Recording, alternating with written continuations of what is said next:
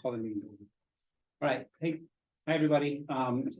This is the Thursday, October 12th meeting of the Building Advisory Committee. Thanks for coming back, for those of you that are back.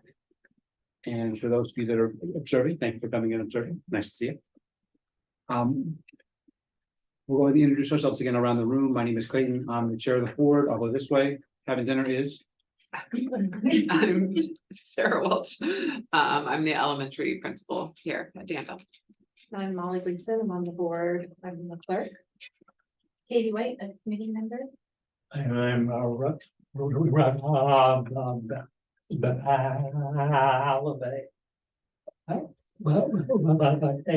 retired architect and I'm on the committee. And Stacey Andre, Danville resident and on the advisory committee. Dave Toll, board vice chair. And sworn committee member. Natalie Conway, middle school and high school principal.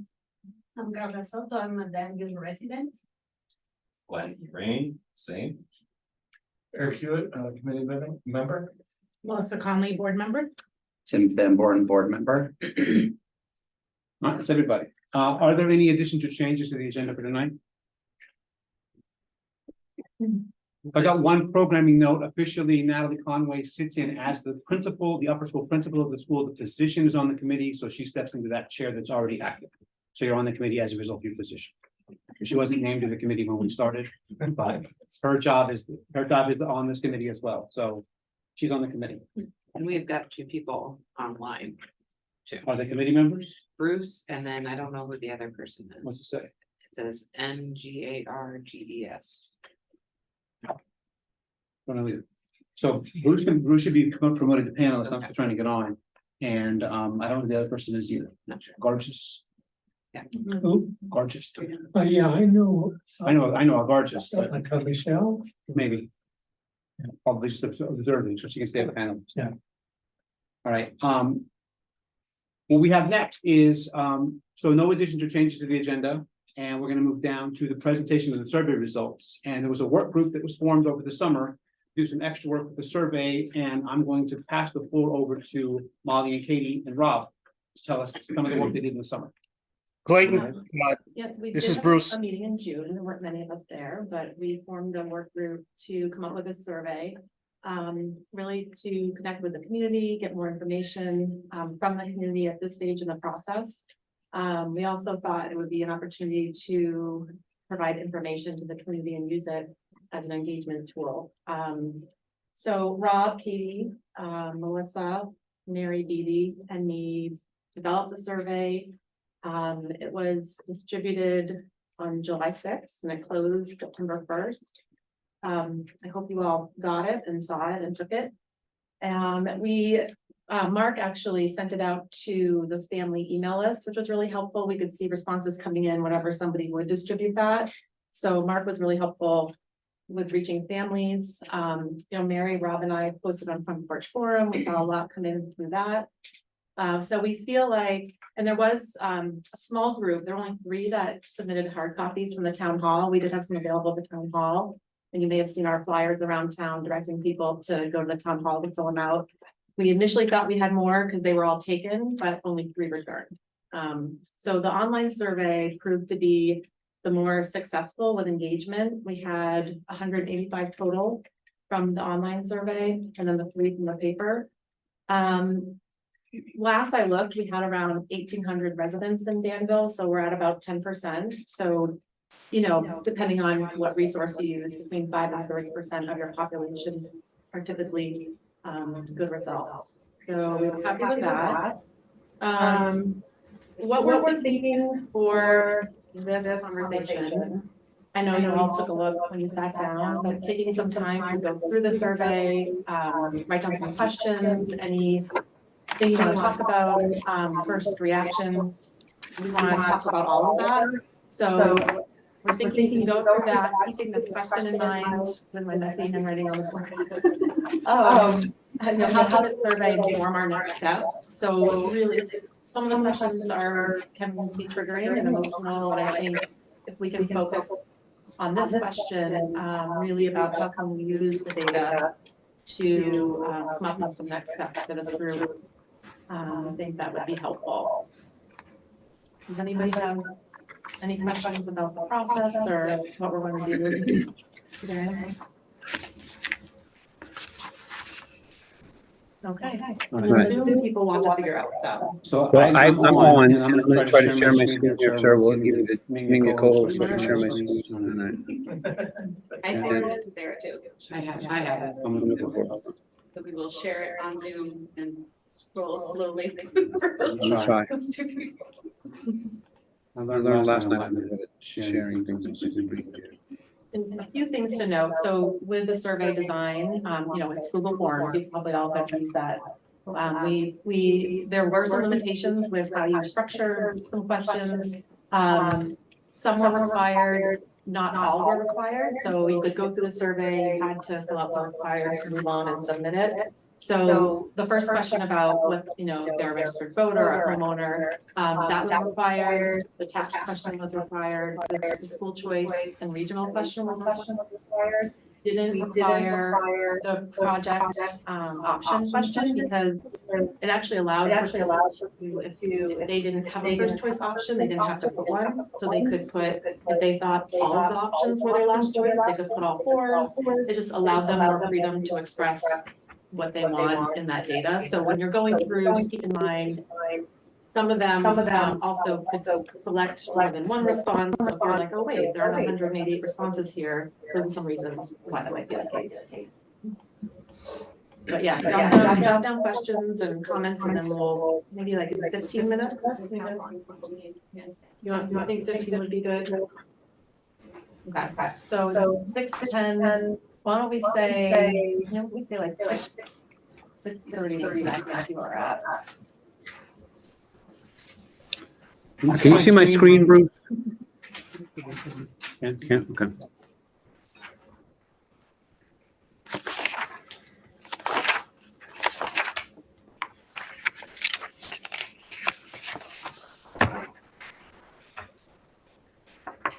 Yeah, I can see the screen, Clayton.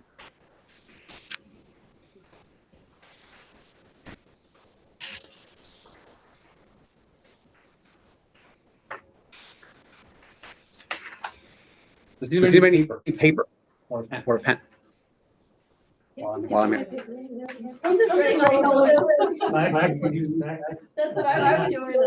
I was using Mac. He's got. I get some math paper over there. Oh. Back to some of the math page, probably. Love over there. it. Anybody else have a Turn them on.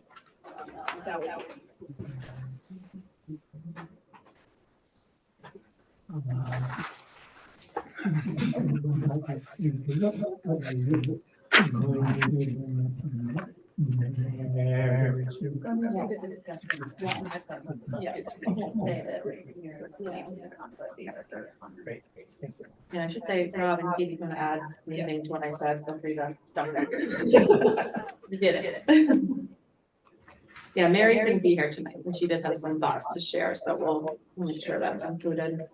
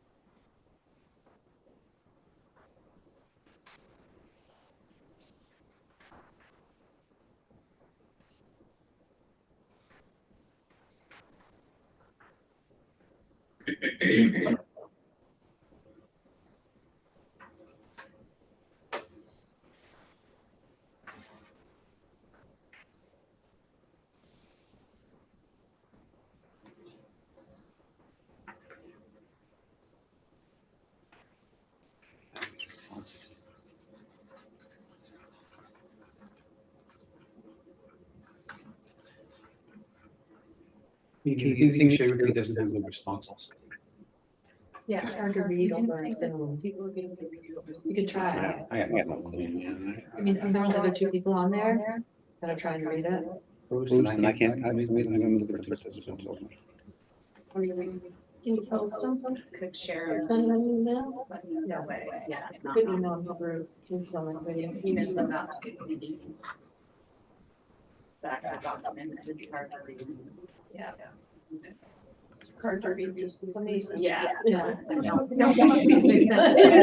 You know, we debated whether Yeah. to give the appendix, just because it's so much information and it's also pretty of staff and students and it's. It's a lot, but we thought it informed the chart and it's helpful, so. Do Do I have a digital copy of the whole I'll document? send it to Bruce, I have his email. So where all the good stuff is. Yeah, yeah. It's a lot. It is, I suppose. That's good.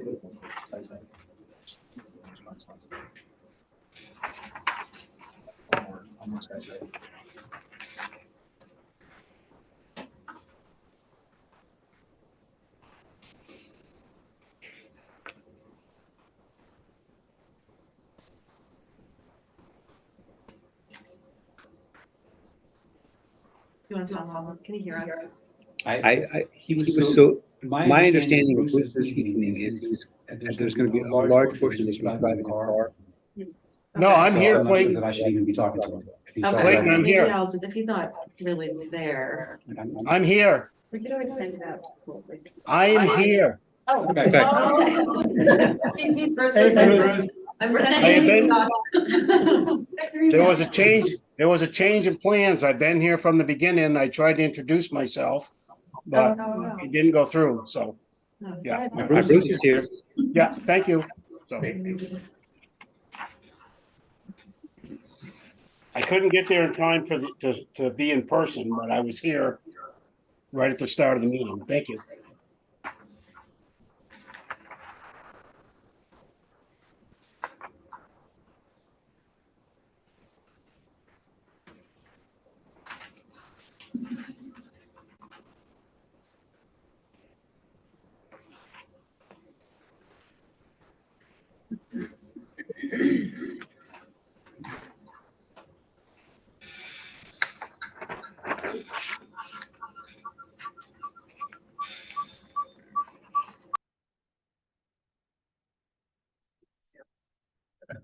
Was that, how am I on you? What was the name of my no change?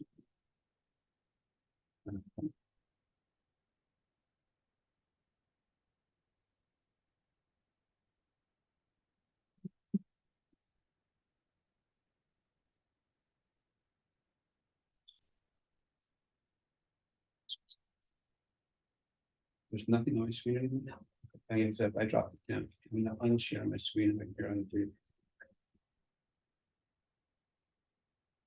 Um, Am I unshared? Yeah. Okay, I'm unshared.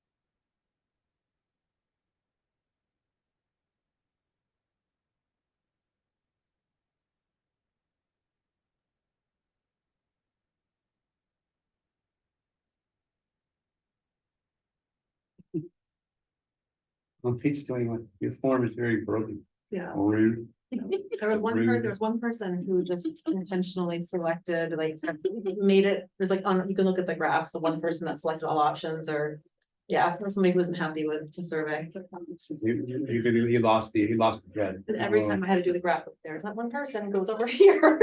Other. It's bound to happen. Yeah. It wasn't me. was it? I don't know. So just so you all know, some names were given with surveys. Obviously, we took them out, but I think there were like 60 people who put their name on their survey. So, and just from that, we can tell there's a mix of community members. There's some staff in there. There's, so just so you all are aware that, we did get some names that came in. And there are some people that want to be more involved and get information, and that's not in the packet.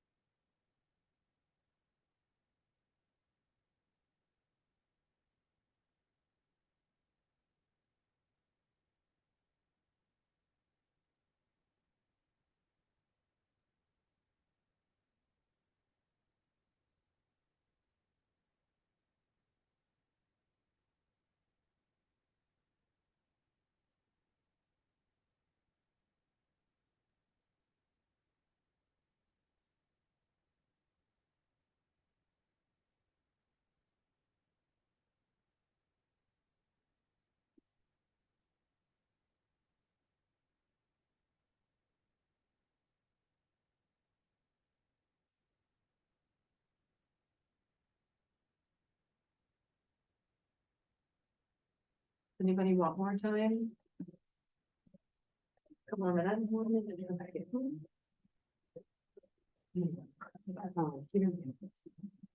Yes, okay, yeah, we don't know the other person, right? So it's Pete.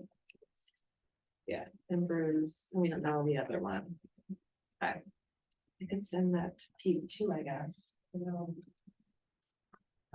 would. No, yeah, okay, Yeah. Track of attendance. Yeah. Yeah, that's to it later. It'll just be part of it, it'll be attached to the minutes. Right. It'll be a meeting. Yeah. So then anybody can look at it. Yeah.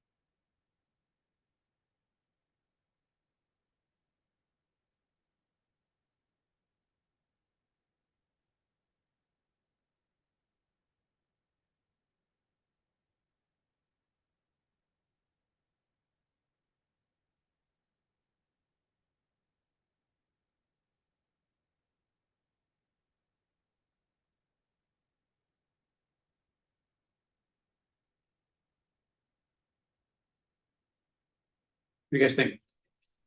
Through it?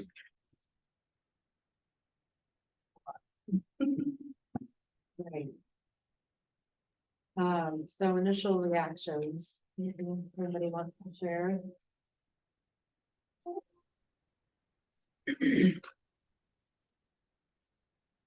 I mean, I think, I think statistically, we have, two data sets. We have, the first data set is emergency fixes, bringing up the building. Bringing the building up to code, bringing the building up to code plus structure for preschool classrooms and bringing. The building up to code plus structure for elementary, middle school and our high school, then the second data. Set would be. School choice versus regional high school and both. So when we look at when we looked at it, it was like, they were given choices initially, and they made their first and last, 1 through 4, whatever, and then they got to the other section, it was kind of an overwhelming response of looking at the school choice and regional. Yeah. So I think it would warrant putting them together and saying, okay, you've kind of spoken that this should be looked at of these now all together, and then you have a statistically sound model. Yeah. The second thing that kind of stuck out was the tax increase question. It went to all, but it wouldn't actually, not all would actually experience tax increase. Right, yeah, So those Yeah. that would be impacted by the tax increase potentially should probably be a separate. we had that in our first draft. We had, the explanation about the income sensitivity in our first Yeah. draft of this. We had somebody review it and gave us somebody who we feel was very qualified and, suggested taking that out because residents tend to get confused by that and there wasn't. It takes a lot to explain it for people to really understand how it affects them. Big giant blur before that question of like, how do you figure out whether you would have a tax increase? So I'm not That's involved in important. it. Income sensitivity would muddy the waters to talk about. Yeah. But then, a lot of what you get in some of the comments are some visceral reactions to, I can't afford this, Right. I'm on a fixed income. Right. And so when you read the comment from somebody, I can't afford any tax increase, I'm on a fixed income, it hurts to hear. But at the same time, they would not receive a tax increase. No matter what, if we did something, whatever we did. Yeah, And- it's a decent read, you know, Yeah. like it's data, it's just, you know, we Right. can't. That set we couldn't. Yeah. Like if we were to do it, Use. a follow-up that was more in depth, we could. Yeah, find a way to, It'd be a complicated one, I mean, yeah, going through all the meetings, trying to understand, you know, like, It's complicated. all right, what would my taxes be, was Right. it's not easy. right. And then there's the fact that all registered voters can vote, even though they may not know that it won't affect their taxes, they still are gonna go and vote. Sure. So then, it's kind of their opinion does matter, Yeah. it's. They may believe this, and we may never change their mind, and they still could walk in and say no. And their opinion would matter either because it might affect their neighbor. It's Right, just that right, right. Their Their opinion is opinion's still still- valid yes, regardless. yeah. And so their visceral reaction about their own personal circumstance isn't as relevant as their just their reaction in general. Right, So as painful as this to read that I can't afford this, it might mean we can't afford this. right, yeah. Yeah, but that's. And one of the things that I thought is. A lot of this is still reaction to the big numbers that we talked about before we tabled them, and they're tabled, the big numbers are tabled, big numbers aren't. Active then, we sat with people, we listened to people, we agreed those numbers were big, those numbers are tabled, but. Not everybody knows that, because not everybody came to the meetings or pays much attention, so. The numbers that were impossible to read and impossible to reconcile. There's still reaction to this in there, and so. So that's one of the things. I think once Sean, I don't know where we are with costs of project that we were proposing as a potential. You know, that could be a potential number that we. Huge. So include you in missed, the you next- missed a few meetings yourself. We have big engineering problems with that. So Okay. we Oh, I can't, did read that. so yeah, we can't pull out one and try to fix it. We tried with the ventilation system. It has to be engineered, and then there's no way to do it with just a piece by piece replacement or a side to side replacement. So we looked into that, and that's got to be started over from scratch. Yeah, so we got told to cease and desist on that one, and this is the roadblocks that you run into when you've deferred maintenance in so many places for so long. Yeah. Is that everywhere you look, there are barriers, and the barriers are huge. Just the same problems compounded, and you compound the problems more so by trying to fix one of them. And it's just the situation that we're in, so that little workaround, the LED lights worked. That one was good, the school board said LED lights work, so we're gonna be legal on that. Yeah. But that certainly wasn't our number one issue, our number two issue, our number three issue, or our number four issue. But it's warmer in here. I got it, likewise. Anybody else? Yeah, Clayton, can you hear me? Yes, sir. Yeah. Whoop, so, can you still hear me? Yes, sir. All of a sudden, my computer started doing something funky. So obviously, you guys did a good job, especially Molly, getting this survey out. But it is frustrating when we get 167 people responding out of, as many registered voters as we have. So it's hard. So it's hard to consider that we're going to take action on that. But the bottom line is, we do need to move forward with some things. And nobody wants to see their taxes increase, but we do need to take care of the things that need to be taken care of. There seems to be more movement, and I know Mark Tucker is more on top of this than I am, but that the legislature may be more receptible to looking at funding for schools, because again, we're not the only one in this situation. There's schools all over the state that need tons of work. And so maybe out of this next legislative session, something will finally happen. Does that mean we wait till then? No. But I think that, again, you go back to what Sarah and Dave Schillen presented to us several years ago about the classroom issue, and we're still dealing with it. You know, we got 3-year-olds going to preschools in different schools within the district because we don't have room for them. And I know the first reaction from some of the school choice people is say, well, close the high school, and we have that. We still got to fix the existing problems. We still got to make the classrooms so that they're in compliance with the state. And I'll say this till somebody proves me wrong, because I've seen it happen in other districts. The bottom line is, you close that high school, you still will be paying more in taxes than you're going to be paying over the next 20 years. It's I certainly get- something we have to look into, Bruce, specifically regarding there's a task force that's been formed at the state level.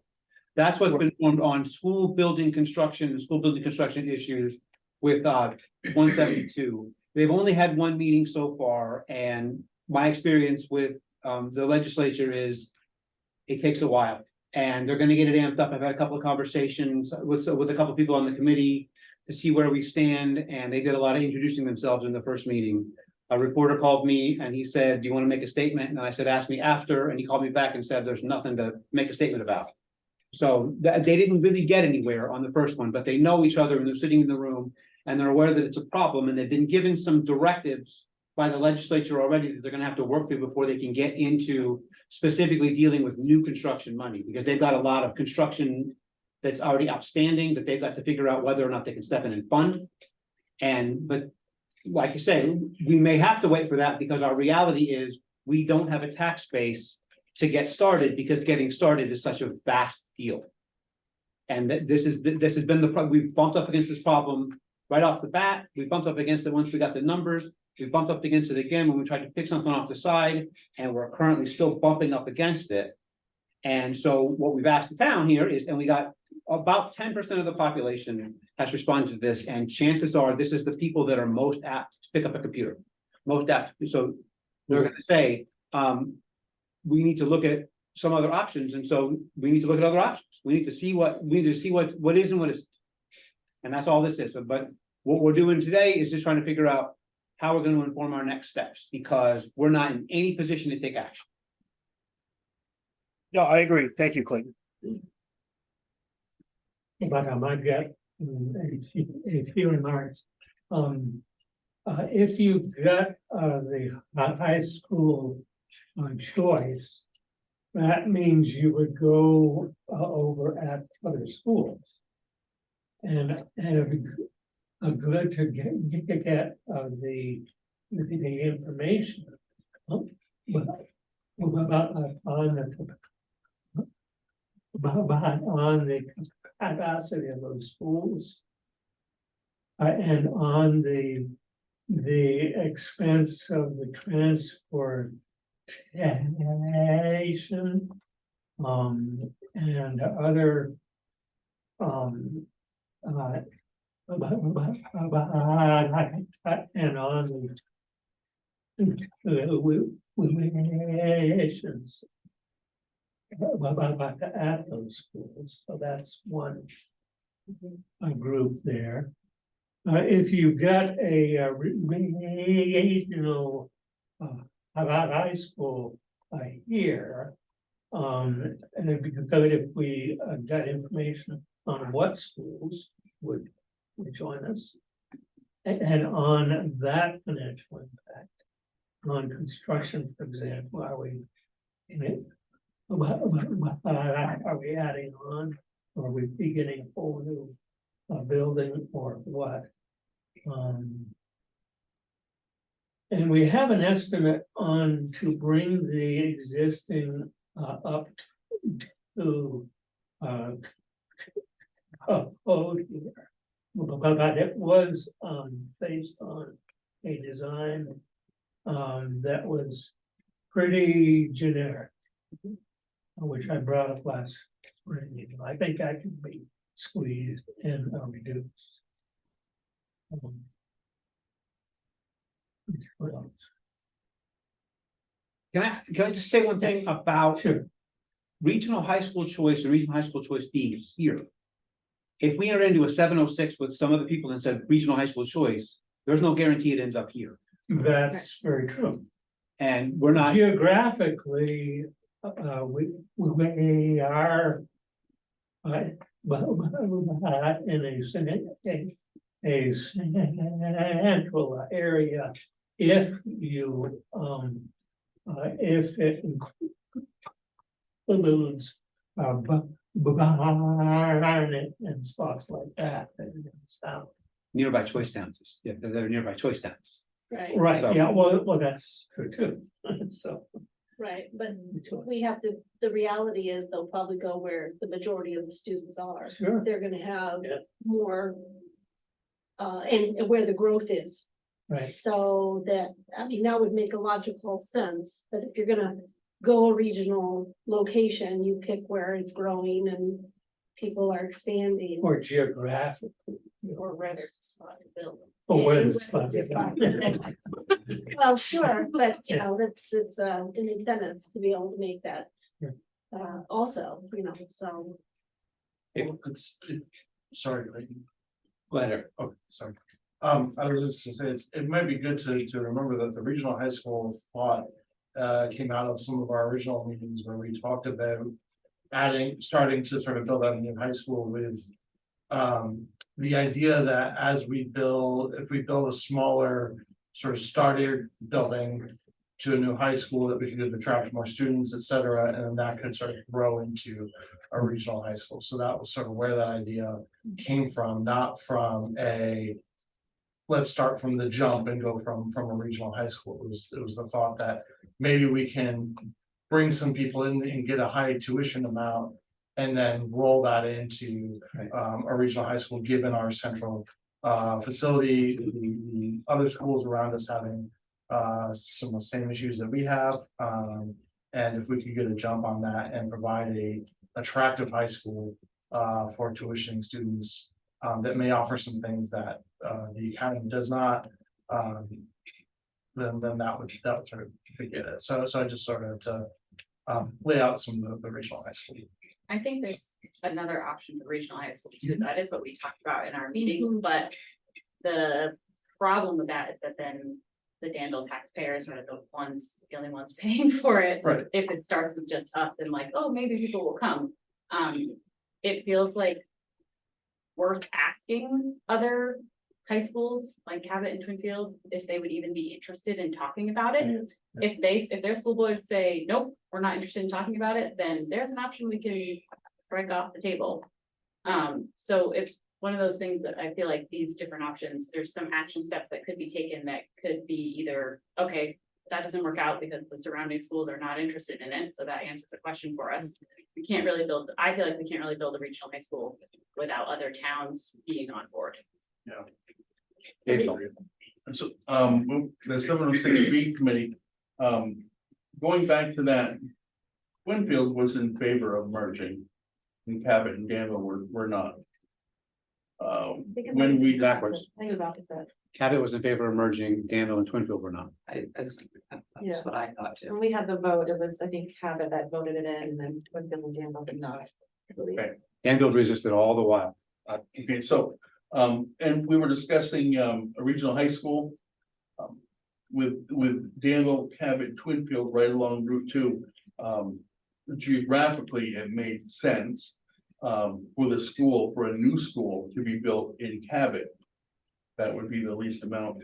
It would be a centralized location, so. As far as a location, if there was a regional school for Danville, Cabot and Twinfield. It would most likely be in Cabot. Can I jump in again, Clayton? Sure, Bruce. So going back to what Dave was talking about, yeah, when we were dealing with Act 46, I don't think any of us had a good feeling about what we proposed. but ultimately the proposal was that we would close Cabot High School. And then there'd be a merger. Where kids from Cabot would have a choice to go to Twinfield or Danville. Of all the options we were looking at the time, being on the Act 46 committee, I voted yes for that proposal. But when it came time to vote in Danville, I actually voted no. Because I, again, have been a strong believer. It should be up to the local community to decide what they want to do with their school. I would never want to be someone to vote, yes, let's close down Cabot School. That's not up to me. That's up to the people from Cabot. And, you know, and again, that's how that vote came out, that, you know, it didn't happen. And I've said this before, and eventually people may come to the table more about being more receptive to regional choice, but it certainly wasn't that way several years ago. And I think Dave will agree, and anybody else that was on the board at that time will agree that just everybody wanted to have their own control, their own input, and Twinfield wanted to be Twinfield, Cabot wanted to be Cabot, and Danville wants to be Danville. We have merged on some things. I wouldn't say merged, but We're collaborating, Bruce. Right, we're collaborating. Thank you. Better word. We're collaborating on some things, but again, and that was another issue, as Dave just mentioned, the transportation issue was. Okay, Bruce, I'm gonna, a lot of what that talk was then was more about redistricting and being a single district than necessarily building buildings. And share. And so this is more about a building situation than redistricting. And so I think that we need to refocus ourselves back on our building issue than the redistricting issue from 2017 to 2018. And I agree with you, Clayton, but that conversation did occur. Yes, but nobody had building issues then. I think the one, That's what I'm just saying. That conversation did occur, that we talked about a regional high school back then. Right, and like you say, if it's possible to have those conversations again or necessary, we may need to. If we're exploring all options, we may need to have those conversations again. Well, and I just think, again, we as Danville were very, very strongly opposed to that merger under those situations, but now we are the ones sitting here proposing it. And so, so the situation is different. And I think the situation has changed for Twinfield. I think, at least for some people there, I don't, you know, and we're always, you don't know if you don't ask. It doesn't hurt to ask. Right, and it's not gonna be a short conversation for them either, so it might be one of those that we say, here's something that we are considering, we're making no promises, we're literally just gathering information. What is your board's reaction, and take some time, because we've taken a lot of time and we're not there yet. And so situations have changed, buildings have changed, boards have changed, so. what, Can Oh, go ahead. I Yeah. respond to that?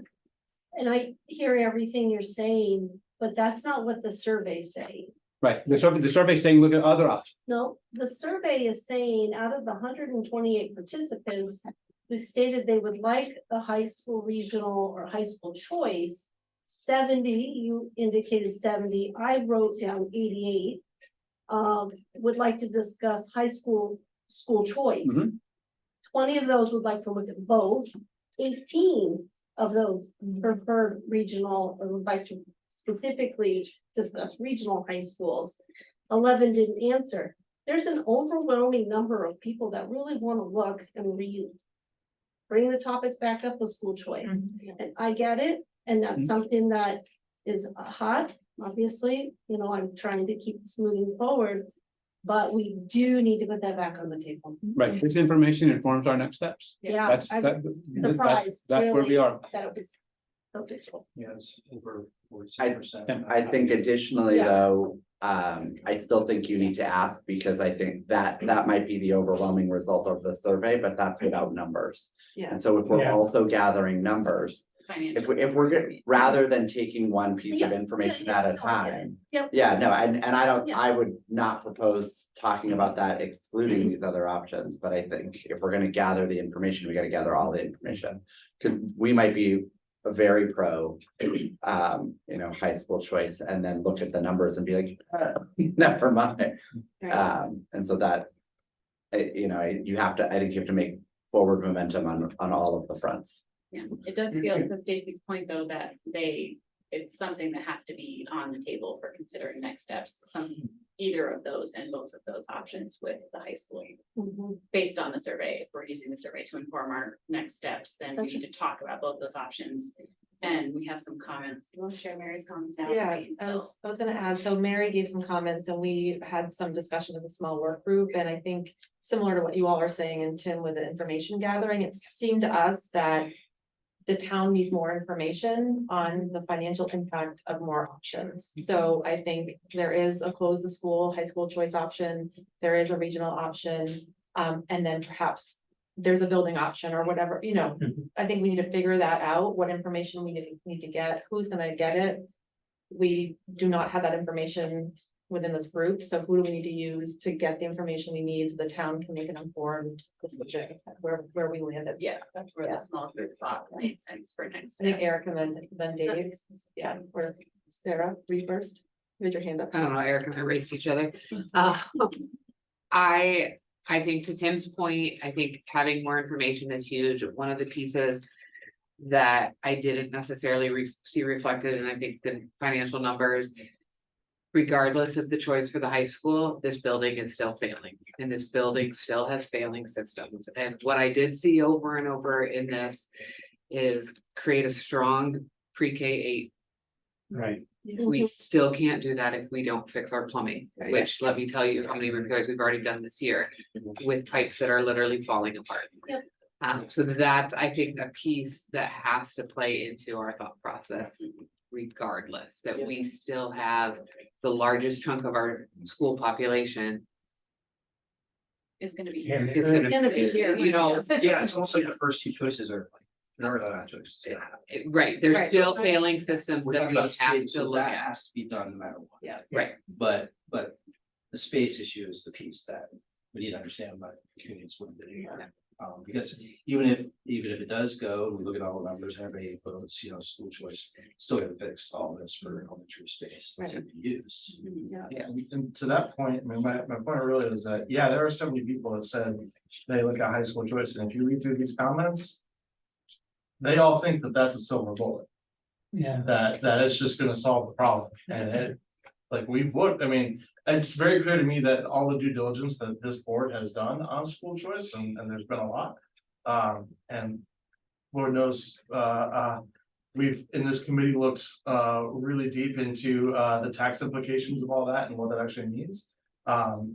So we've done we certainly have not had that communicated as a headline out of what that actually looks like. We have some of those numbers and some initial views on it. I mean, it's not a trivial increase, and yeah, there's also the building still here issue, but it actually doesn't even save any money for the taxpayers. It actually sort of does the opposite. It bumps the tax rate up quite a bit with it. So we've done all that. We've like looked at those things and happy to go through and build out the full spreadsheet again. Lord knows a lot of spreadsheets, but I think that this survey was a little demoralizing in that there's a lot of people that think that this is a complex problem with a simple solution, and that's really frustrating. I think, Eric, I do want to clarify or just add around the numbers for the school choice. We did get information, again, we don't know how this applies to Danville, but there is information from Agency on Education that shows there wasn't a difference in the cost per pupil with a pre-K through 12 public school and a pre-K through 8 tuitioning out. They were very similar. That was recent data that came out, and I think Mark's number that he came up with was based on a 1-year budget, and it's fantastic that he did that for us, but I think if we were really to dive into that and give accurate information, I would recommend a third party to really look at trends, and there's so many other factors that play into It's that. certainly Not been that a we did while a good job. since it's updated. the difference is private schools. The private Right. schools can set their tuition rate at Right. any rate they would like, Yeah, So, and yeah. we have to pay it, whereas other schools that they're sending towns go to a public school, that is a state separate. Yeah. So to Molly's point, there's been two separate point in time analyses of the school choice issue. And one was this most recently you talked about, one was during the Act 46 process, to give an idea of what it would cost to close the high school and move on, and both were done internally. And if you want to do it by somebody impartial and outside, then you have to pay that person money. Or you have to pay that group money. And so this is another place where we're going to be looking at money spend to determine better information, which it may have to happen. And if that's what has to happen, if we're going to use this survey to inform our next steps, it's possible that one of our next steps might be to have an impartial party look at the costs. And that would, that the healthcare costs of the high school teachers, the cost of the high school teachers, what tuition comes out, figure out what your approximate number of 504 students are and what the tax increase would be, what the difference is between the two private schools where they would then choose to go to, how the transportation is impacted. There's a great many factors that when you ask somebody to do it and you say, I need it by next Wednesday, and if somebody who's already got 3 other jobs, they can give you as much information as they can, but they may not be able to delve as deeply as somebody who you're paying to do it. And paying people to do things is expensive. So I think we need to define what school choice is. School choice, let's say, I think we got around 125 students in the high school. If 25 of those students want to go to another school, you still have 100 students to educate here. No, Act 46 made that illegal. Act 46, you cannot do both. You can't be both entities. Then what happens to the other 100 students They don't get to pick. that don't want to go to another school? If you close your high school, they don't get to pick. No, that's closing the high school. That's the same. That's thing. school choice. Choice. School choice, it means closing the high school It's the with the same Act thing. 46 rules. So if, okay, so closing the high school completely, that doesn't mean you're not gonna use this area for programming. For the high They're school. just like, oh, we'll just, Great. no, okay, take 9 through 12 out of here, okay? You're still gonna use this room for something, pre-K through 8.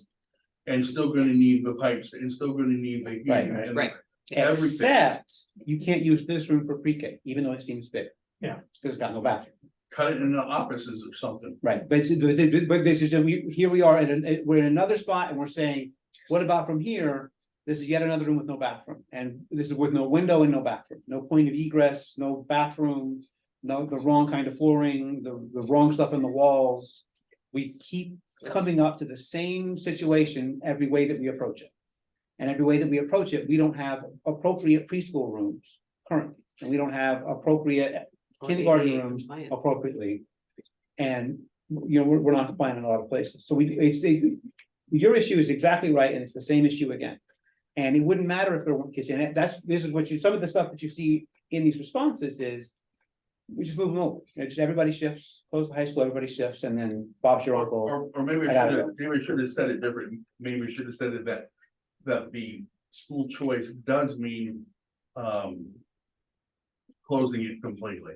That was in It there. does. Yeah. That was And the we did, question. I think we said that. So Yeah. because that has That was been a Rob's confusion in the definition. past. Was that Rob we need to added make that. it clear that if you're talking about school choice, it means there is no high school in there, or you can't have both. That was in the question. Sorry. So Clayton, I'm gonna say one more thing and then maybe I'll be quiet for the rest of the night, but no guarantees. So I agree with what Sarah said. If you think about, where our kids have to go for school choice, if we close the high school. We have already a deal with Cabot where our high school kids can go to Cabot. I believe it's up to 5 kids from Danville can go to Cabot at no extra cost. And 5 kids from Cabot can come to Danville at no extra cost, based on my school board experience. But you're We talking don't- about, you're talking about, that is a regional high school choice lottery, and No, I'm talking about, Sarah may jump in. I don't know, maybe the new principal can jump in. If Dave Schillen was there, I know he could correct me about what, I can't remember what the saying is, but it's a something that we agree to every year, where kids can go to No, this is different. not reciprocity, this is Yeah. the, Right. It's lottery. it's a, It's a lottery. Those What- kids, yeah, those kids that usually choose to come here have been from Cabot. Right, so what I'm saying is, from what I understand, no kids from Danville, maybe this year they are.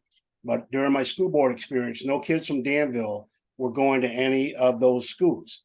Where I'm going with this, as Sarah mentioned, we have two private schools in our area, both very good schools. You get a great education there, just like you can at Danville. And that's where if we close the high school, that's where those kids are gonna go. And that's where we have no say, as Sarah just indicated, over our taxes. Because they can set the rate at whatever they want because they're private institutions. And again, I know I'm going back a few years, but this closing the high school came up a few years ago. The community overwhelmingly did not want to do that. Now, again, I realize if you look at this survey, people want to look at that, but we had a very good response in that survey, and I can go back and find the information just like anybody else can if we need to. And overwhelmingly, and eventually, if you decide that that's what you want to do, it is going to come to a town vote. And again, I've been wrong before, but I'd be very surprised if the town, when they come out to vote, would vote to close this high school. And because again, as people have already indicated tonight, we still have to keep the building open, and we still have to pay for getting some things fixed that need to be fixed. And I think that that's just all I'm going to say, because I know tonight's just information. We're not taking any action.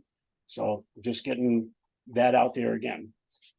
And Bruce, this is Molly. I appreciate your perspective, bringing from the past and serving on the board. And I do think that this is a different conversation with the amount of money that we're going to have to invest in the school. So I think I know for me, I remember the Act 46 conversations. And so I think it's changed, knowing that we have to invest in the school. That to me, what I got from this is people want to know numbers and want more information, and they want to be able to compare those to each other. So I think in light of the amount of money that we do have to invest, I think one positive thing that this committee has done is to really spread the word that the need is there. I mean, that's clear. That's a huge step with any community project, is just to make sure people know that the need is there.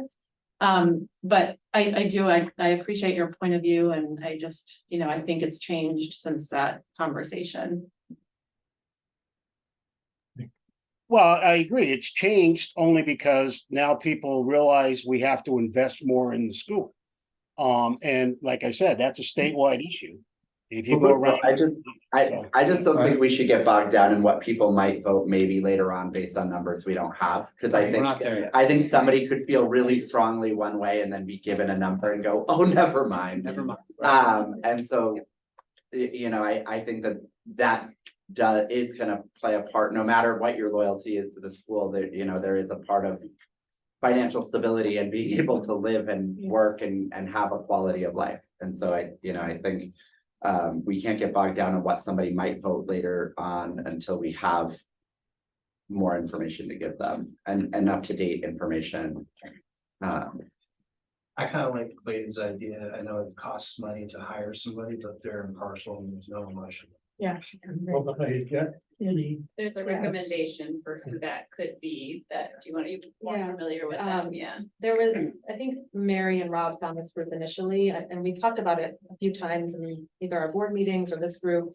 It's NESDEC, I don't know if it's NESDEC, and it's an acronym, but it's a nonprofit group that has school affiliates, so their members. Winooski was part of it. I think there's 12 affiliates in Vermont. It's a New England. Orleans Central was a part of it, and Kingdom East School District also. And so they're New England based, I believe, but there's 12 affiliates, school districts affiliates in Vermont. And Mark did reach out to the Winooski contact, who I think is now at Kingdom East, and he said their reports were good and could vouch for those. So one thought, what they offer us, the most important thing. They do some like strategic planning, they do, master plans, they do coaching, executive searches, we're in that too. But the big one, they do enrollment projections, demographics. I wonder if they would do an analysis It might be Cost worth base, asking cost, them, be yeah. worth. They Of do, financial one of impact. their special things is like long-range school facility master plans, so what's the name again? It's NESDEC. We talked about these guys in the spring, right? Yeah. Yeah. School Development Council. There you go. Yeah, and so Mark had a contact, I don't know what his role was at Winooski, they had a building project, and so, person's now at Kingdom East, and so Mark did reach out. You start, she Yeah. want to. Yeah, and maybe have them come and talk to us, and we can tell them where we're at, that we just needed more. more Lay out data. those three options that people have kind of talked about as like wanting more financial impact for For the choice for part. those, for all, I mean, for all the options. Yeah. Well, they wouldn't be able to do the others, right, until we figure out. We watch for the middle. But I'm interested in the demographics of the early grades, because is that a long-term growth? Or is that just that you have it an urgency right now, you know? And if we could get that information, yeah, let's be.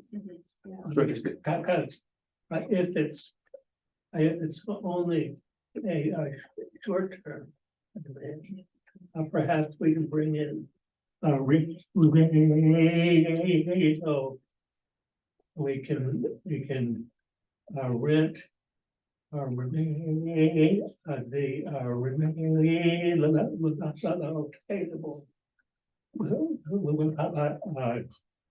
the relocatable classrooms about or upper about grades maybe.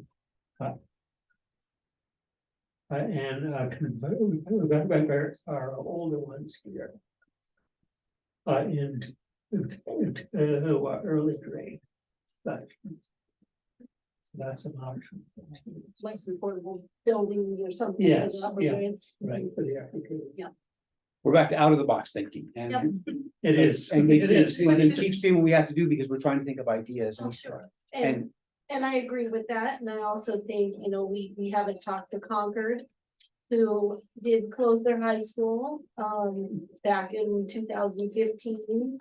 well, Concord specifically tried to live both lives. They tried to walk the line and went and couldn't do it. And then it became illegal to do it. So they Right. closed their high school. They were forced to make that choice and did. And I was just reading back that that at the time was 65 students that they tuitioned out back in 2015. I don't know what that number looks like now, with Concord's numbers.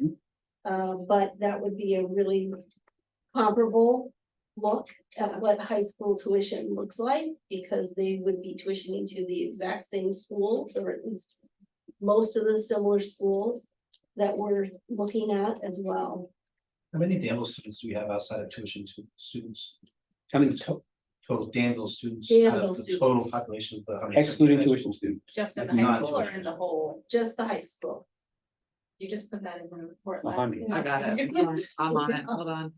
Excluding the tuition in. Right. Yes. Yeah, we which have- we take a lot from Concord too. So Oh, that's, that's fine. no, I know, yeah, but yeah. that's where a piece of like. Yep. There's a lot fewer kids, but it would be an interesting comparison. So that would be the tuition burden. Right. Yeah. Lost revenue. It's, right, Yeah, we're it is. we're There's measuring. not as we're- many tuition students. We have 110 at high school altogether, 42 are tuition students. 42 are tuition in. Only at high school though, that's, Only. No, sorry, 29 just. yeah, I was gonna say, yeah, Yes. yeah, that's, 110 of our kids and then we 29. No, 110 total high school kids. Minus 20. 29 at high school are tuition of that, 80. and 2 are lottery, 81 students, so 81 Danville students. it's pretty comparable. Closer than it used to be. So did I understand that there hasn't been any communication with LI and the Academy in St. J regarding what happens if Danville switches to choice in terms of their capacity? There has been in years past. Yeah. And again, what Bruce mentions is that it was pretty resoundingly the the thought in the community when we thought the building was fine. In the act, during that 46 process, that we should stay independent and we should stay single. There were some discussions that were had about what it would cost and what the capacity was. There were some discussions with the state about whether or not it was prudent to close, and the state wanted us to stay open. But recently, no. And in the past, when that happened, there was discussions with St. John's very specifically. And they said their resounding answer was that they would like to see us stay open. That was their Previous headmaster. previous headmaster, previous Oh, no. thought on it. But it But may that not be, was that. that may not be the case, because LI, the chair of the board of LI called in to my house and said, we could send a bus. Right. So They it's, I mean, They do not have to take everybody either, so that's. there's, Yeah, there's, Send a bus And they for don't, and they 81 don't, kids. coming from a choice town, I know they don't take everybody that applies. there's pickles. But there's kids you have to educate elsewhere. If you, and then you start to get into the situation where if this one won't take them, this one won't take them, and there's nobody to educate, but those kids are difficult to educate. It's part of the community burden, and that's the sort of thing you have to tell the community, this is part of our burden. There's a lot of kids to consider when you think about closing, but aside from that, I feel like for next steps, it feels like we have things that we know are going to happen and things that may happen. And so how can we focus our next moves on what definitely has to happen? So upgrades to our building, right, our physical building, something needs to happen, whether it's gonna house K-8 kids or whether pre-K-8 kids or pre-K-12 kids. So like, what do we need to do next to figure out some hard numbers or facts or information? What do we need to data gather aside from what we've already done to get that updated? And then for the like, what might happen, our next steps could be talking to what would be the choice schools, right? Like LI and the academy. Could you absorb 80 some odd kids? How would that look? And then Could you also absorb talk- all of them, because then all of them. all of the tuition kids have to go somewhere too. Yeah, and then talking with our other fellow SU school boards, so like, what do, Twin Building Cabot Regional were put on the table, is that something that you're interested in, and is it feasible, or, I don't know, I feel like that's maybe our next steps, like, what, Yeah, I agree. what do we agree has to happen? Okay, get numbers and facts for that, and then what may happen, let's start Yeah. investigating, Right. if even possible. I'm gonna be a stick in the mud again. Do it. So I've got two circumstances that are gonna mitigate both of those in the immediate. And the first one is that we are in the middle of a superintendent search. We've just started the superintendent search because our superintendent has said that it's going to effect. And so we're gonna be looking at new vision, new leadership and new vision. And so while we can take some action, we're gonna have to see what this new person says. This new person does not yet exist. Second one is currently, we're working with an acting superintendent. Our current superintendent situation is the chair is being manned by our special services director due to a medical leave. And so a lot of the institutional knowledge that we currently have, we don't have access to. So that's my stick in the mudism for tonight. So some of what we're gonna do with the next steps may also have to be delayed a little bit until we can get somebody back from medical leave. And then also, once we get that situation going, then we have to figure out which direction we're headed and start speaking with the new superintendent, whoever that ends up being, about what our we have to bring somebody big time up to speed about what we're gonna do. Some of the actions we can take with NESDEC, we can take on our own. Yeah. That's, I think, because we have that information, because it already exists, we can work with the acting superintendent, and we're free to take those steps on our own as a board. Okay. So I'm not saying that that has to. Yeah, I'm just, I don't actually know the rules of what you can and cannot do without a superintendent, but do you need the superintendent to go to like St. J and LI and say, hey, can we chat with you? Do you need the superintendent to go to Cabot and Twinfield and say, hey, can we chat with you? The superintendent is the one who makes those calls generally. So that's official business, that's the official, that's the work of the superintendent, that's the work of that side of the thing. Once members of the committee or members of the school board cross over that line, then they're digging themselves into the operations. And so, but once you pass the ideas, you want to make sure that you don't cross over something like this. But I think you can have some casual conversations and bring back some casual information, but we won't have any official information that we can say this is official information without that. it'd be good if we had an actual list of what we're looking for information. Yeah. Okay. Again, Okay, let's start that. Rod, by demographics, do you mean a projection? Like a Yeah. future projection, okay. Which I think is, that's the NISDAQ. That's something they could do if we chose to work. So maybe let's list what we're looking for them to do. Yeah, Yeah. so specifically for them, number one would be for that outside organization. Okay, I'm gonna put an asterisk next to the item. Yeah. And they also do, so they do demographics and enrollment projections. That's two separate things under their website. I think I saw somewhere that in the task force with the state that they may require enrollment. Yeah, so projections. that's one of the things we didn't mention is people are talking about the task force, so. It might make sense to wait for them before we make any like big financial decisions, but there's lots of things that we could do. In the meantime, to give information to that task force to say, hey, Danville's really prepared, we have all this information. For you before they start making choices. I think that's a really good mindset for us now, is that we need to be in information gathering mode mostly rather than looking for ways to act, because we've so many times thrust ourselves against the rocks only to be thrown back. Right. And Does the state AOE have any enrollment projections that they could give us? They do. They have- take all of this enrollment information statewide aggregate. I don't If see they why have a they could. person who could analyze that, 'cause they Yeah, have all the give us a data. Dashboard of some sort. They do have a dashboard. It's Yeah. all of the data is in it, but they wouldn't give a projection on there. Like they would give you all the data to date. Yearly data. So there's probably somebody. who So has if a you took the last 10 years and you made a trend. There's a formula Yeah. of like how to come up with that trend or that projection. We could look into it. I'm just Um, curious. I would think they would. That would be Yeah. good historical data at least, right? Yeah. To see trends. Yeah, yeah. It could be past data. Yeah. Yeah. I just wanted to add, I think real quickly, it's important to remember that LI and St. J are not the only schools that can absorb our students. Yes, right. And so to feel like we're putting the weight on just those two schools. doesn't Okay, feel so let's accurate. add one other school. There's tons of. I guess options. Cabot and Okay. Blue Mountain. I mean, They they can could, go anywhere. they could, Balding, Darcy. I mean, if I worked in Montpelier, I might drop my kid in Twinfield or in Montpelier. Because if you are already traveling that way as a parent. You know, I think Twinfield is a very real option Anywhere for means that. people here. Yeah, you had a good, had a good start there. Yeah, they're pre-K 12 as well. They're high schoolers, they don't want to talk to There's you. like a Five. five. There's not a cool vibe in that. Well, That doesn't make a cool vibe. Three in our SU. So is a financial impact question for the. Yes, Yeah, financial impact. we would say, Financial effect of. On each of the options. On each of the options, but they can have, maybe. we can ask, that's a question. Yeah. That's what I feel is. If they don't do each of them, do we have a priority for them? Right.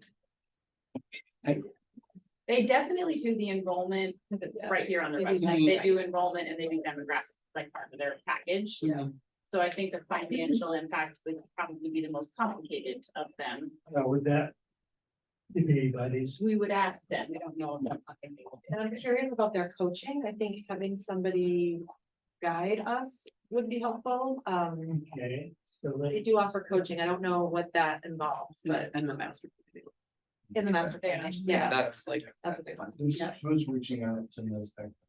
So it has to. that- Nobody here. Yeah. that Nobody in this actually room has to tonight. be the It would have to be after, we have to go back to the boardroom and talk about it in the boardroom, and then I think that's an administrator. I think that one, actually, that group specifies that it has to come from a superintendent, so I imagine they would get lots of calls from interested school board members. No, I just, that's why I wanted to ask the question, because Yeah. it's like, hey, we need a lot of this information from them, like, Yeah. hey, Who's gonna do it? great, how do we do that? So it sounds like we have to wait for the next school board meeting Yeah, to then ask the superintendent to. Help. I don't think we have to act, Tell super- I was being polite. yeah, so I think that we can say that this is an action that we want to take, and we can. But then I think that what's got to happen from there is we ask for a quote on what it's gonna cost. The money, what it's gonna cost comes back, and then we say, we approve this expenditure of money from this account, because it can't come out of school budgets. You can't take away pencils to do this. So it'd have to come out of our reserves. You'll probably wanna have a step before that of like, get them in and say like, hey, what can you do? There's Right. probably going to be a, you know, somewhat of an introductory period before, like, we're just gonna write some proposal. Right, like that, but so this is back to one of the first questions we got was, where's the RFP? So we need an RFP for this one. We need to find out what they can offer us and how they're gonna offer it and what they're gonna charge and what we can afford. And what's prudent to afford. And so this may be a several months process as we tweak this. But I think to Eric's point, though, if we could have, if Mark or Ann could authorize a person to come and talk to us, that would be just an initial, we could talk about what we need, they could share with what they offer. That could be a first Could step. be an interview Yeah, so we don't jump into, right, yeah, with an RFP. We can, yeah, get hone an RFP to exactly what we want. yeah. And I mean, this is. an interview in the selection process. Have we got any other items that, I think the Well, we can the define- master planning or whatever component that NASDAQ offers, Yeah. however they worded it, Katie, I don't remember what you had said, but. Facility master. Yeah. Yeah. That's where to go. And they do Whatever. strategic planning, we had talked about that. Long at one range point. school facility. master Yes, plan. that. Long- we haven't had, Which is what we don't have. Yeah. Right, exactly. Was there anything else from Mary? I'm trying to remember what her Yeah. comments were. I have it pulled up. So she mentioned the NASDAQ, further discussions she would like to see or thinks that we should get some statistical reports and financial impact so that we can compare the options with finances if possible. And then a small subcommittee to start the legwork on searching for a list of experts, which kind of sounds like what we're doing right now. Experts that could help us get those numbers and enrollment data. So that's what we're talking about right now. I guess the question would be if NASDAQ does not or is unaffordable, are there other organizations that we would want to start looking for? Well, even if you did an RFP process, you would probably need to put that out to bid. You Right, wouldn't just sole source it to them, so there definitely would be some effort would need to go into finding others. At least one of them, posting yeah. it Or something, and The interview process, we need to start there, but if we're gonna do that, we should probably try to find a couple other organizations to come in, because after we meet with NASDAQ, we may meet with these other folks, we're like, oh, yeah, they're like way more suited, how much more are they, how much less are they, and then we look at their proposals. right. does anybody want to Through that research that, process. having another group that we could go to, does anybody want to take that on? I Lance? could probably do it Yeah, you have experience. with my own. That would be great, Rob, like a one within the state that can travel to us. Yeah. Okay. Yeah, probably.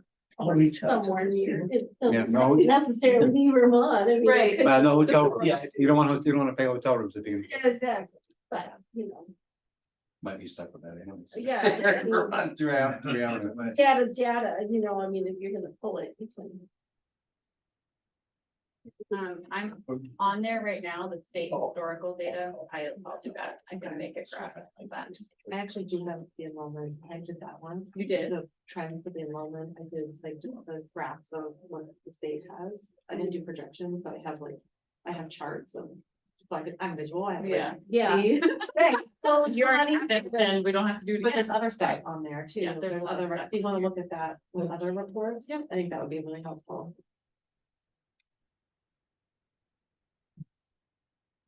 There's, yeah, a lot of data.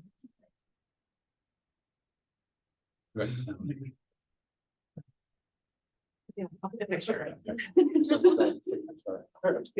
I do have. Okay.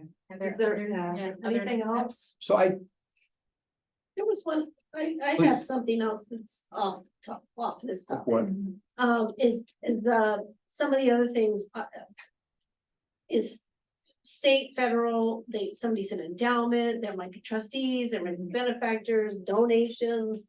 Like, we're laying this all at the feet of a small group of people in Danville, which just seems very inequitable.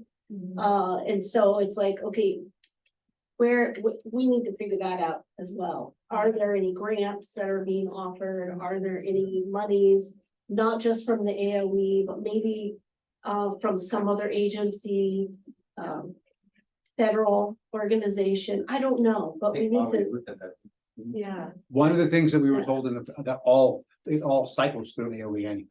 Yeah. That all those grantings largely cycle through AOE when federal, but private benefactors, what you're We talking could about. do a capital campaign. I mean, we did a capital Right. campaign, you could pull in donations from other states, or you could, if we were actively trying to raise money for a project, I Yeah, think we could start looking at grants and have a capital campaign to try to get money in. I think that would be a good idea. Yeah. We're not there yet, but yeah. if we're gonna spend money, we should have Right. somebody that's gonna Right. do grant writing. Yeah. So that we can have some active participation in getting some other funds Yeah. to offset this huge, we know we have to have money coming in for the school Yeah. actively. And I did like that somebody said, well, somebody else could be in this community. They might not live here, they might be a resident somewhere else that loves visiting Danville, that wants to help our small Or community. just stay accept the small. challenge. Just say, Hey, I know how to do that. This is why I bought a Powerball ticket. This is the exact reason. This is why I did it. That's our strategy. Every time. Private time, because if we have 7 out of a trillion, that's a lot better chance. Now you're on the. Okay, so. We have a bit of a plan. And it's 7:30, we're probably at a stopping point. I did not bring snacks. And I've heard about it plenty. So we identified some of the information that we have and some that we have not needed. For those of you that are on the committee, you can take these home. Don't share them too much around. They're a little bit visceral. I'm gonna confiscate yours. I'm gonna confiscate yours. Don't trust me. I know where it's gonna end up if I let you take it home. I just have a question. So we are talking about like next steps. But then how do we inform the people? Because it was really good to see that many people participated, right, from the community. So when is the next step? I'm surprised that my husband and I are the only ones that are not part of this group. If you wanna start coming to school board No. meetings, there's nobody there. I can give you a boring meeting 9-10 days a week. Like, these things just go on and nobody listens to me talk.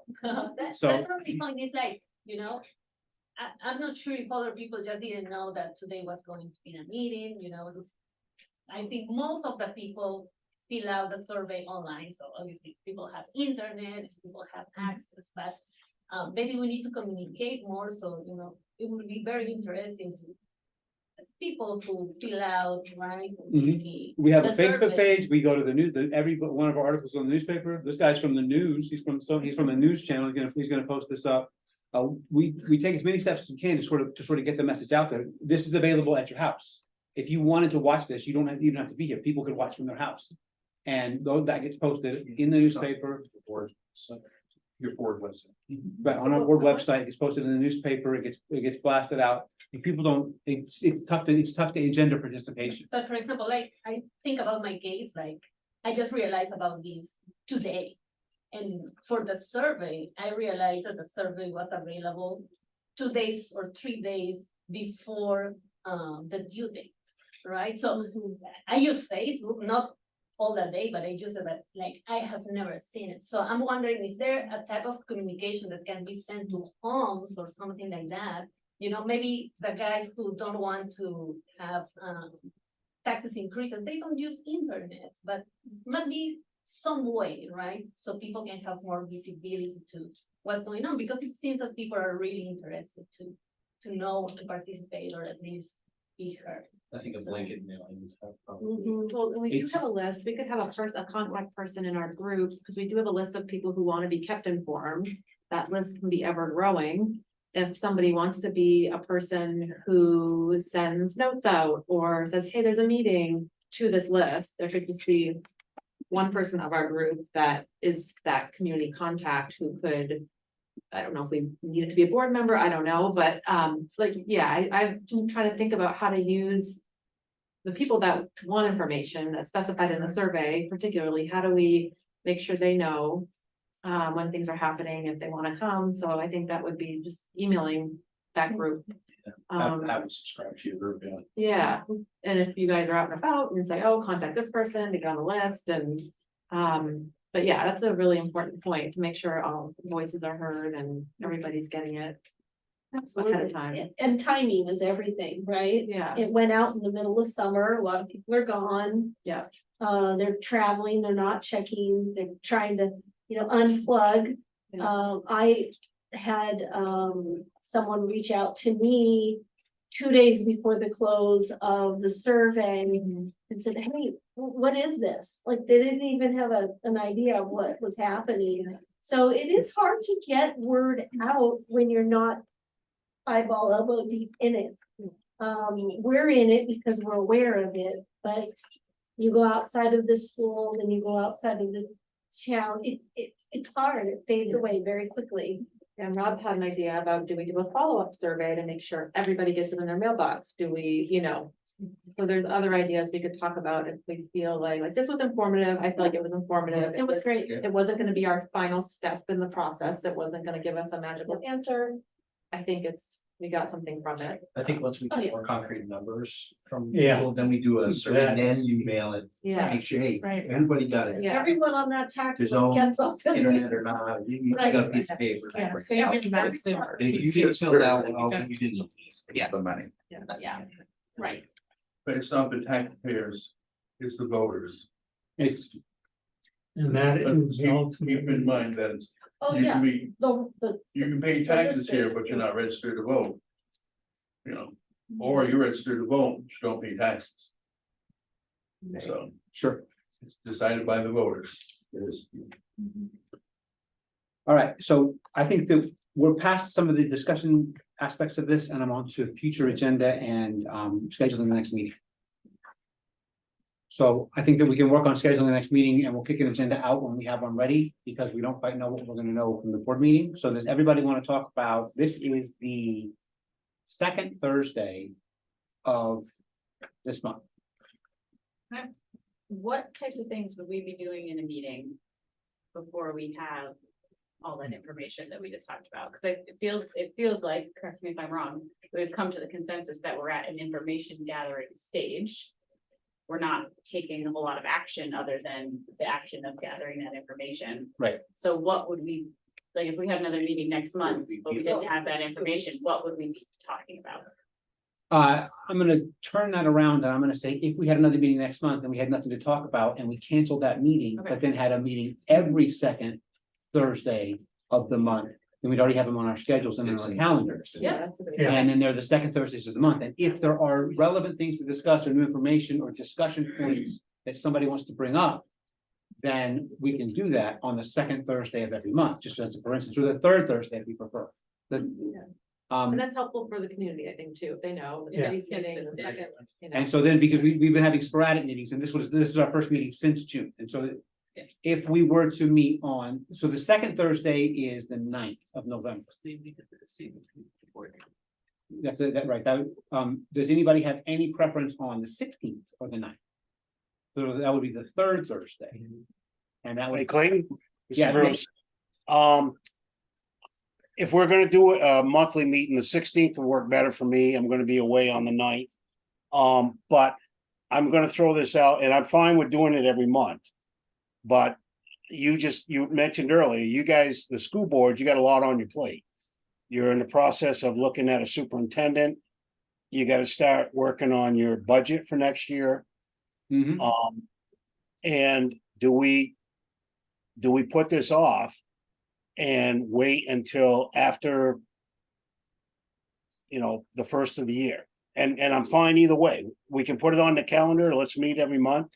And if it turns out we have nothing to talk about, we have nothing to talk about. But I'm just saying, I'm from being a school board member, you guys got a lot on your plate, and I don't know, what we're gonna accomplish in the next few months until we get some numbers together and all that stuff. So I'm just throwing that out there. Well, actually, if we can get a facilitator here. It would be good to then to plan our steps ahead with that individual. I mean, that's one thing that person can do. With the NASDAQ group. Right, Yeah. right, or with an equal to that. group. So that would be work Yeah, involved. I like the 16th. So I like the 16th. And I like it for a meeting that might cancel. I like that everybody's here fully Okay. aware that there may not be anything to do on the sixteenth. But if we schedule every third Thursday, that would also then subsequently be December the 14th. No, third Thursday is December 21st. That's close. Oh, that's. I might not be here. Like, No, I'm not available. the danger zone there. You just do a week and a half. Which is fine. Quorum.